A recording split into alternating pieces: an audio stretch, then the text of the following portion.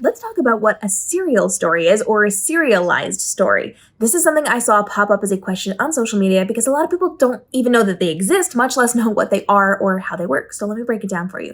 A serial story, or a serialized story, is going to be a full-length story, but it is delivered chapter by chapter, usually one chapter per week, in a digital format on the internet.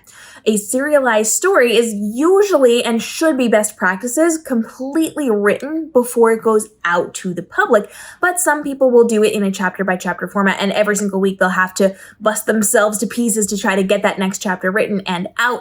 And a serialized story should be one that is fully professionally edited. Some people do not do this, and it really just depends on what trajectory you want your author career to take. If you are putting out things that are not edited professionally, that is going to impact you in a way. So for the most part, authors are writing these full stories in advance, and then they are putting them out chapter by chapter, usually 1 to 2 per week. And this allows people to read a chapter at a time.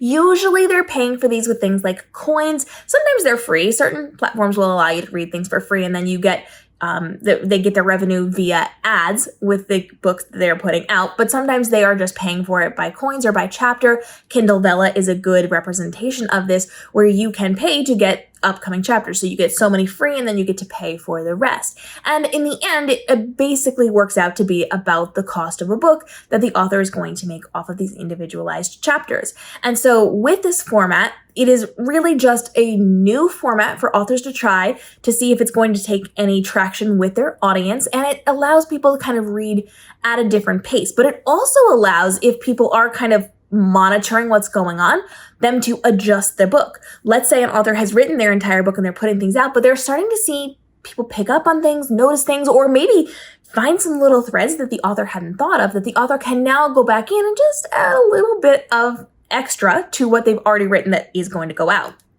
But like I said, some people will do this chapter by chapter, week by week, so they very much can listen to what the audience is saying and then write that into the next chapter. So there's a lot of variables with this. There's a lot of possibilities in terms of how they can tweak it, how they can change things, how they can monetize these things, and how they can engage and interact with their audience. For some authors, it works really, really well to have that engagement, to have that real-time discussion with people, and to be able to put it out in small bite-sized chunks so that it takes people a longer amount of time to read it. Think about it. If you get a book, you could sit there and you could read it in 4, 5, 6 hours if you were really, really intent on finishing that novel. With this format, you are forced to wait. So you only get that one chapter at a time, and you have to wait for that prolonged period of time to get to the end of it, which can be great for marketing or really bad for marketing, depending on who our audience is.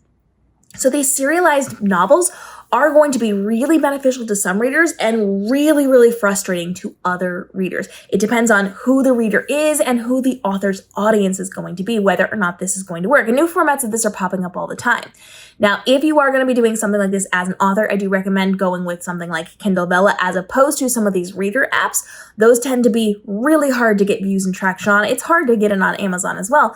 And when it comes to Kindle Vella, they do not put your Vella books attached to your author profile. So even though it's a book going out in that serialized format, it will not be linked to your author page, making it very hard to find, meaning you have to market it on your own outside of this. So serialized content can be really, really interesting from an author perspective, really interesting from a reader perspective, and sometimes highly profitable and highly engaging and highly functioning.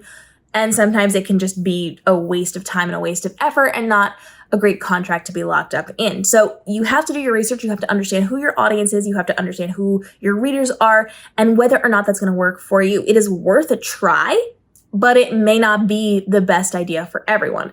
I have tried serialized content. I personally don't like it. My audience doesn't like it. They don't care. They don't want that. They want the actual books. And so while I've tried it, and while I would be up for trying it again at some point, in fact, I am, in fact, doing it right now. If you've been following along, I'm trying something out. You know what? It's not doing well. It's not doing as well as I would want it to do. And so I'm thinking of just pulling it and putting it out in book format, which I was planning to do in a few months when it was fully created and ready to go via that serialized platform. So it depends on the contract that you are signing. Sometimes you are allowed to pull those things. Sometimes you're not. It really depends on what you get yourself tangled up into. But making the best decision for you is going to be different and unique from person to person to person. It might not work for me. So far, it really hasn't worked for me, but I know people who are doing really, really well with it. So it depends on what's going to function with your audience and the marketing that you're going to be doing. I personally don't like dragging things out like that. I just like giving you guys things. You guys know I love my surprise releases. I don't even tell you I'm writing books. I just drop them out for you and hit #1 on the charts. And it's something that you can consider, doing your surprise releases, doing your pre-orders with your books the way you normally do, doing serialized content, but it really comes down to what's going to work best for you in your author life. You are doing serialized content. You should be doing serialized content, but also working on a novel in and of itself. You should be doing these things simultaneously, because 1 chapter a week and just having that in serialized content probably isn't going to hold you over financially as an author. So you have to make accurate decisions for you and for what you're going to be doing with that serialized content. But there are options out there. There's lots of ways that you can try this, and I do recommend trying it out. You should, if it's something that's of interest to you at all, it's worth giving it a try.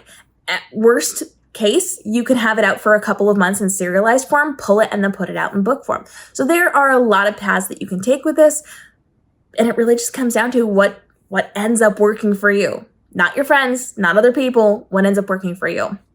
So it's a lot of trial and error when it comes to creating serialized content. But when it all boils down, serialized content is at least once per week putting out 1 chapter of your novel until the novel is complete.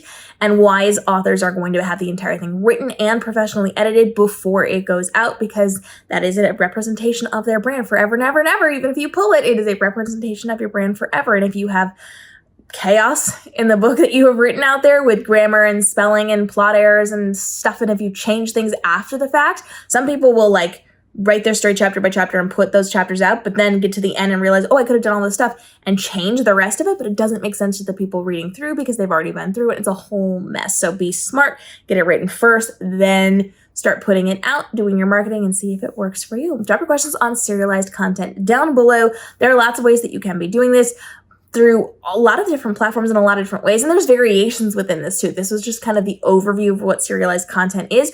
There are other ways, other methods of doing this, other things that can pop up. So if you've got questions, now is the time to go ahead and drop those so we can get them answered in upcoming episodes.